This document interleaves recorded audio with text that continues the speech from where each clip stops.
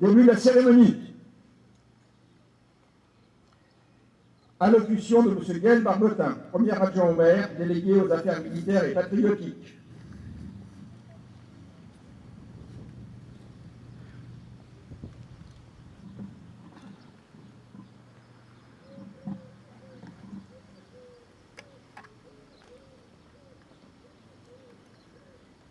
Et le général de conclure. Quoi qu'il arrive, la flamme de la résistance française ne doit pas s'éteindre et ne s'éteindra pas. 80 ans après, nous sommes les témoins vivants de cette volonté du général de Gaulle de faire de la France une terre de liberté, d'égalité et de fraternité. Qu'il soit résistant de la France libre ou des forces françaises de l'intérieur, il ne pouvait y avoir de victoire sans que le peuple de France ne soit partie prenante sur le champ de bataille. Dans la tourmente que l'occupant nous imposait, le combat ne pouvait en effet se contenter de n'être que militaire. Il s'appelait Jean Moulin, Pierre Brossolette ou encore Jacques Bingen. Ils ont répondu à cet appel, et combien d'autres encore. Mais la spontanéité de leur engagement ne pouvait que nuire à leur efficacité. Il fallait organiser, structurer cette armée des ombres. Les mouvements unis de la résistance œuvraient en ce sens. Être gaulliste aujourd'hui ne serait-ce pas se revendiquer de cet héritage, de cette rencontre entre le militaire et le civil, entre le français de l'intérieur et celui implanté à l'étranger, et qui, chacun à sa manière, œuvre au rayonnement de la France. En cette période de doute, de trouble, sur notre territoire comme au-delà de nos frontières, n'avons-nous pas cette responsabilité de faire vivre cette flamme, cette toute petite flamme, éclairante, et pourtant si fragile? Est-ce bien ce, et c'est bien ce que vous faites, vous, les porte-drapeaux, l'ensemble des patriotiques, les enseignants, les fonctionnaires territoriaux ou d'État, donc les forces de sécurité, les grands comités d'État, les élus. C'est ce que nous faisons vivre ensemble, pour ma part, depuis près de 20 ans, par nos cérémonies régaliennes. Mais aussi lorsque nous invitons les jeunes aux Journées nationales des réservistes, par l'accueil des JAPD sur notre territoire, lorsque vous vous rendez dans les écoles, les collèges et les lycées, avec vos drapeaux, drapeaux qu'il nous faut apprendre à confier à la génération montante, par vos témoignages, par l'engagement du corps enseignant à transmettre la compréhension du monde, par la possibilité offerte aux jeunes de notre cité d'aller un jour à Bruxelles recevoir le premier prix de la citoyenneté européenne, en partageant les événements de notre histoire locale avec les nationalités de la planète entière, comme lors de l'anniversaire de la libération de Rambouillet le 23 août dernier, lorsque la Paris-Brest-Paris s'établissait dans nos murs. Lorsque Marcel Baucher, qui avait tout juste 18 ans en juin 1940, et comme il le fera encore tout à l'heure, entonne le chant du départ. Lorsque nous initions les déplacements avec la Légion d'honneur, en son musée ou à l'Arc de Triomphe avec les plus jeunes, pour leur compréhension des symboles de l'histoire, ceux qui ont forgé notre histoire, celle de la France d'aujourd'hui et de demain. Oui, aujourd'hui encore, par notre présence au pied de la croix de Lorraine, sculptée dans ce granit identique à celui de Colombey les deux églises, nous sommes et demeurons fidèles à cet appel, celui qui, un jour de juin 40, permit d'imprégner la République de ses valeurs, celles qui ont forgé la France.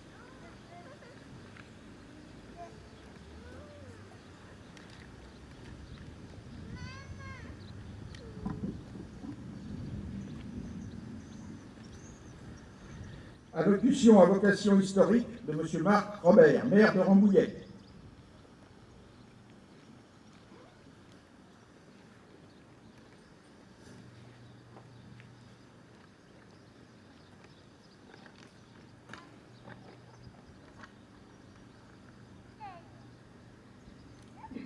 l'État n'est rien s'il a son compte d'homme libre, capable non seulement de le servir, mais de le penser, de se faire de lui une idée juste et claire, acceptable par tous. Il faut refaire des hommes libres, écrivait Georges Bernanos. L'appel du 18 juin, c'est l'appel de la liberté. Liberté de la France, liberté des femmes et des hommes. L'appel du 18 juin, c'est le choix d'un homme d'aller à l'encontre d'un gouvernement, d'une administration qui a fait le choix de capituler. L'appel du 18 juin, c'est aller à l'encontre du renoncement. Devant le vide effrayant du renoncement général, ma mission m'a paru d'un seul coup claire et terrible. En ce moment, le pire de son histoire, c'était à moi d'assumer la France, disait le général de Gaulle. En prenant le commandement de la 4e division cuirassée à Laon le 11 mai 1940, une fureur sans borne empare le général de Gaulle face au peuple désemparé. Et c'est là que se décide ce qu'il a pu faire par la suite. Nommé secrétaire d'État à la Défense nationale dans la nuit du 5 au 6 juin par Paul Reynaud, c'est à la tête de l'État que le général de Gaulle vit l'exode. Démuni, il n'en est pas moins résolu. Pour servir et sauver la nation de l'État, il part pour Londres, où Churchill lui apporte un précieux soutien. La première chose à faire était de hisser les couleurs. La radio s'offrait pour cela. À mesure que s'envolaient les mots irrévocables, je sentais en moi-même se terminer une vie, celle que j'avais menée dans le cadre d'une France solide et d'une indivisible armée. À 49 ans, j'entrais dans l'aventure. Cette aventure, c'est celle de la résistance qui noie le destin d'hommes et de femmes. C'est le courage d'un Moulin, d'un Morel, d'Astier, d'un Pinot ou d'un Brossolette, qui, avec les forces alliées, ont permis à la France de retrouver sa grandeur, son âme et sa liberté. L'appel du 18 juin, c'est un message d'espérance. Français, si vous saviez ce que le monde attend de vous. Merci.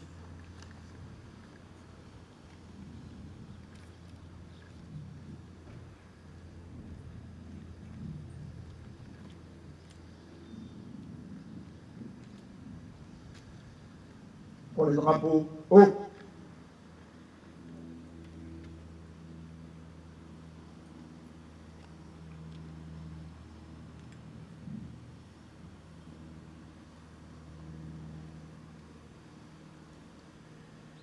Pour l'ensemble. Garde à vous.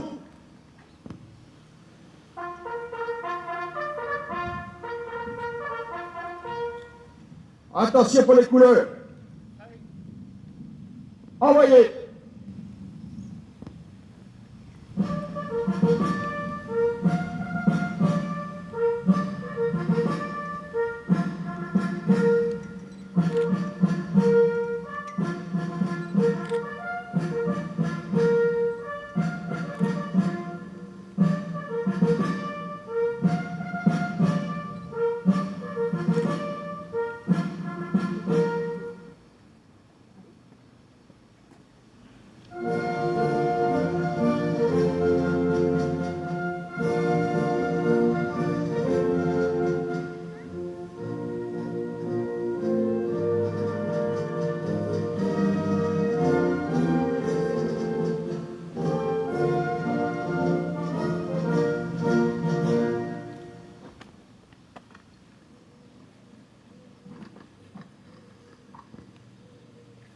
Dépôt de gerbe pour l'Union des associations patriotiques de Rambouillet, l'Union nationale des parachutistes et l'amicale rambonitaine des anciennes Légions étrangères.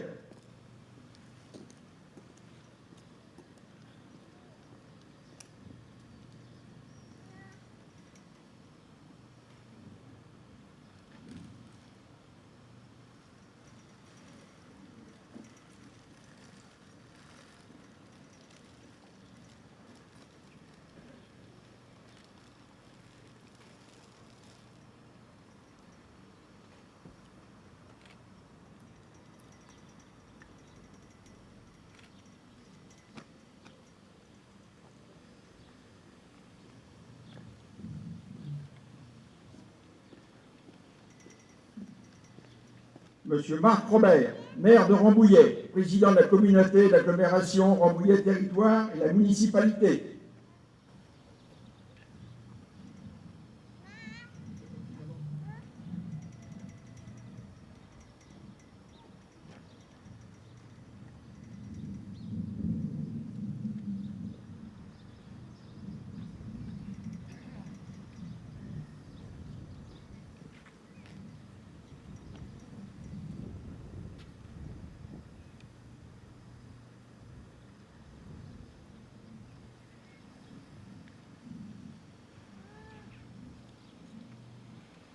Pour Monsieur Pierre Bédier, président du département, Madame Clarisse Demont, conseillère départementale.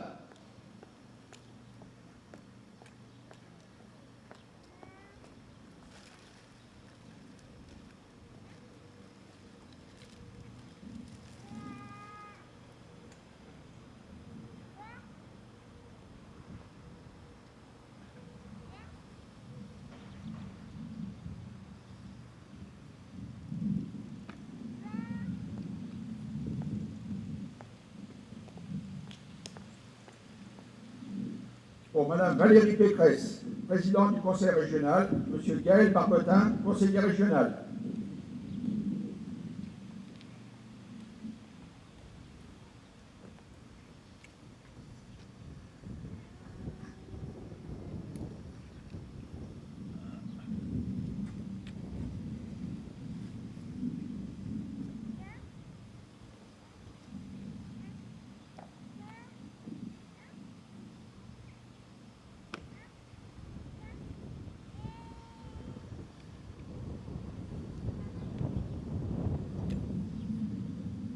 Pour Madame Aurore Berger, députée des Yvelines, Monsieur Gilles Schmitt, suppléant.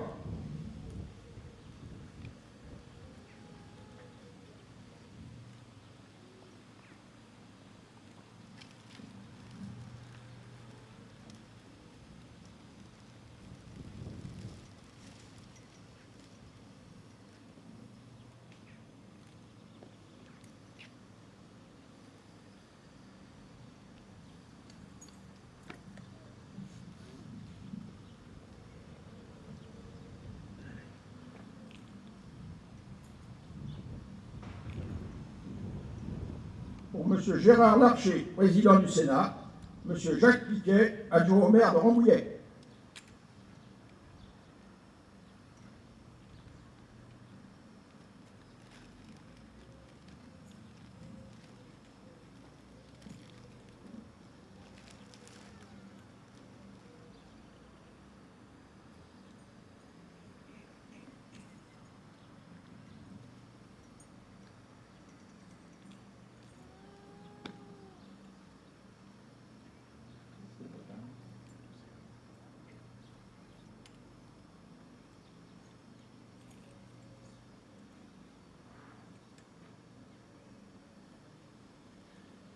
Monsieur Jean-Jacques Brault, préfet des Yvelines.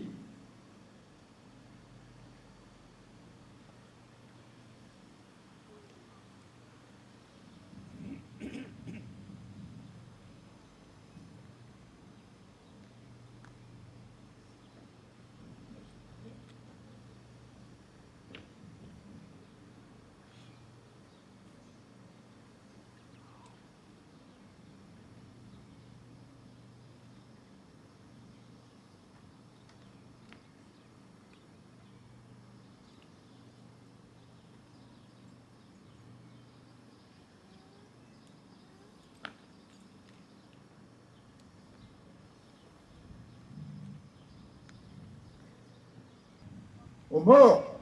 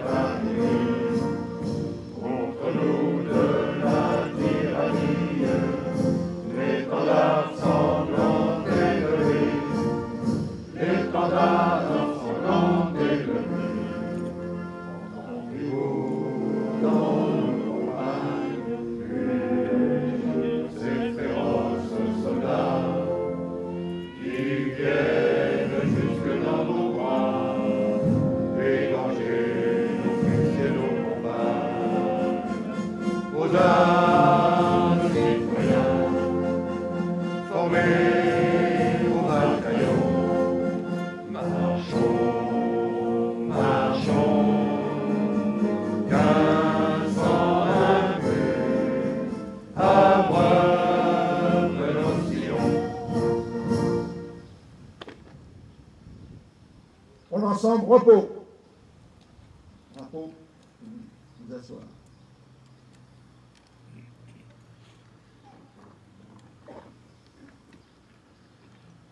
Lecture de l'appel du 18 juin 1940 par Madame Émilie Trochet, professeure d'histoire-géographie au Collège du Rondeau.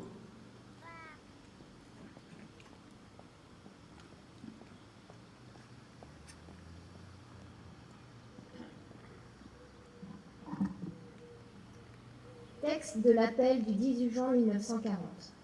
Les chefs qui, depuis de nombreuses années, sont à la tête des armées françaises, ont formé un gouvernement.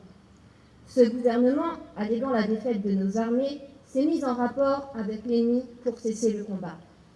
Certes, nous sommes submergés par la force mécanique, terrestre et aérienne de l'ennemi. Infiniment plus que leur nombre, ce sont les chars, les avions, la tactique des Allemands qui nous font reculer. Ce sont les chars, les avions, la tactique des Allemands qui ont surpris nos chefs au point de les amener là où ils en sont aujourd'hui. Mais le dernier mot est-il dit? L'espérance doit-elle disparaître? La défaite est-elle définitive? Non. Croyez-moi, moi qui vous parle en connaissance de cause et vous dis que rien n'est perdu pour la France. Les mêmes moyens qui nous ont vaincus peuvent faire venir un jour la victoire. Car la France n'est pas seule. Elle n'est pas seule. Elle n'est pas seule. Elle a un vaste empire derrière elle. Elle peut faire bloc avec l'empire britannique qui tient la mer et continue la lutte. Elle peut, comme l'Angleterre, utiliser sans limite l'immense industrie des États-Unis. Cette guerre n'est pas limitée au territoire de notre malheureux pays. Cette guerre n'est pas tranchée par la bataille de France. Cette guerre est une guerre mondiale. Toutes les fautes, tous les retards, toutes les souffrances n'empêchent pas qu'il y a, dans l'univers, tous les moyens pour écraser un jour nos ennemis. Foudroyés aujourd'hui par la force mécanique, nous pourrons vaincre dans l'avenir par une force mécanique supérieure. Le destin du monde est là. Moi, général de Gaulle, actuellement à Londres, j'invite les officiers et les soldats français qui se trouvent en territoire britannique ou qui viendraient à s'y trouver avec leurs armes ou sans leurs armes. J'invite les ingénieurs et les ouvriers spécialisés des industries d'armement qui se trouvent en territoire britannique ou qui viendraient à s'y trouver à se mettre en rapport avec moi. Quoi qu'il arrive, la flamme de la résistance ne doit pas s'éteindre et ne s'éteindra pas. Demain, comme aujourd'hui, je parlerai à la radio de Londres.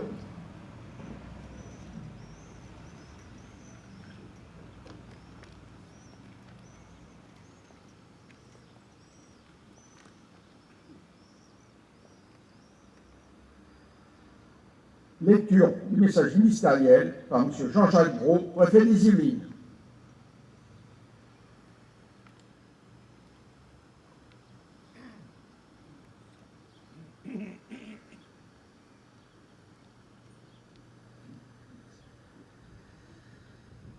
Le message de Madame Geneviève Darrieussecq, secrétaire d'État auprès de la ministre des Armées. Je m'apparaissais à moi-même, seul et démuni de tout, comme un homme au bord d'un océan qu'il prétendait franchir à la nage. Le 17 juin 1940, dans les airs entre Bordeaux et Londres, Charles de Gaulle mesure l'ampleur de la tâche qui est devant lui, alors que la défaite de la France est consommée, que l'armistice est demandé et que l'esprit d'abandon a triomphé. En quittant le sol national, il choisit l'exception, il refuse l'abaissement. Sur les rives de la Tamise, rien ne l'attend, ni troupes, ni armes, ni navires, ni avions. En France, aucune organisation ne s'apprête à soutenir son action, tout est à bâtir. Le Royaume-Uni offre à ce naufragé de la désolation la première de ses armes, les ondes de la BBC. Dans la matinée du 18 juin, le général de Gaulle rédige des mots qui font corps avec notre histoire. Il est 18 heures lorsqu'il les prononce. Dans la soirée, ces paroles irrévocables franchissent la Manche et sèment les graines de l'espérance. C'était l'appel du 18 juin, c'était il y a 80 ans, jour pour jour. Le général de Gaulle est la première voix à s'opposer publiquement à l'armistice et à expliquer pourquoi le combat doit se poursuivre. Il proclame que la défaite de la France n'est pas définitive car cette guerre est une guerre mondiale. Il lance un cri de ralliement à destination des militaires, des spécialistes, des ingénieurs. Enfin, il conclut par un message d'espoir. Il allume ce flambeau de la résistance dont la flamme allait grandir sans jamais s'éteindre. L'appel du 18 juin n'est pas le texte d'un soir, il est le début d'une épopée, celle de la France libre, puis de la France combattante. Peu l'ont entendu, seuls quelques groupes déterminés et quelques vaillants solitaires rejoignent Londres. Ils sont l'avant-garde de ceux qui refusèrent l'asservissement. La France libre n'allait pas cesser de croître. Les Français combattants se sont distingués et ont partout porté les armes de la France. Leur succès et leur sacrifice se joignaient à ceux de la résistance intérieure, à ceux de l'armée des ombres. Tant de destins communs pour un même combat, le refus de la collaboration et la libération de la patrie. Tant de femmes et d'hommes qui, aux heures les plus sombres, ont choisi de ne jamais renoncer.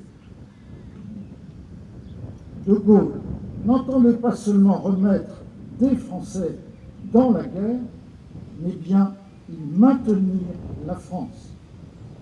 En construisant une armée française, en organisant un gouvernement, il préparait au jour de la victoire la place de notre pays à la table des vainqueurs et le retour de la République. En cette année dédiée au général de Gaulle, nous nous souvenons de la force de son message. Cet héritage demeure et plus que jamais, l'homme du 18 juin constitue un élément de notre consensus national et une part de notre identité collective.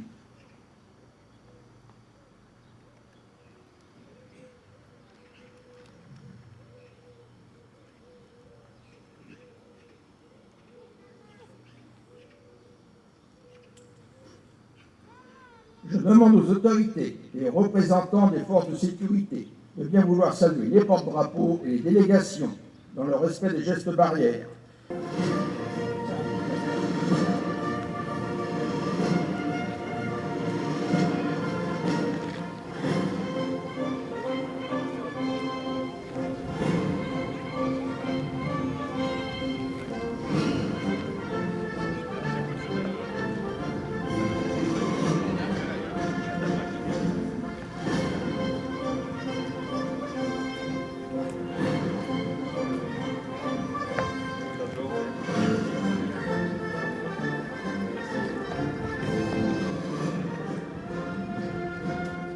Chers amis, avant de clôturer cette cérémonie, je voulais deux mots très simples.